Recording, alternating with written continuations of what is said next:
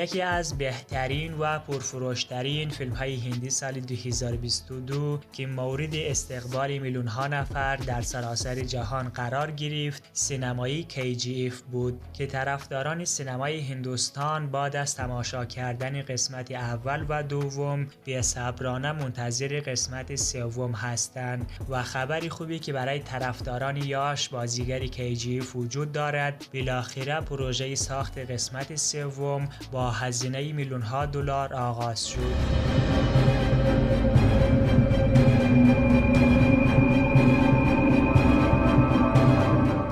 و داستان‌هایی که در مورد قسمت سوم وجود دارد، راکی توسط زیردریایی از دست ارتش هندوستان فرار می‌کند و در یک مکان جدید برای خودش یک امپراتوری قدرتمند تشکیل می‌دهد که باید در برابر دولت و ارتش مبارزه کند.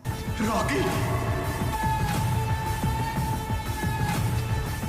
و بر اساس داده‌های موجود پروژه ساخت قسمت سوم 2 سال زمان را در بر می‌گیرد و تاریخی که برای قسمت سوم در نظر گرفته شده اواخر سال 2024 است.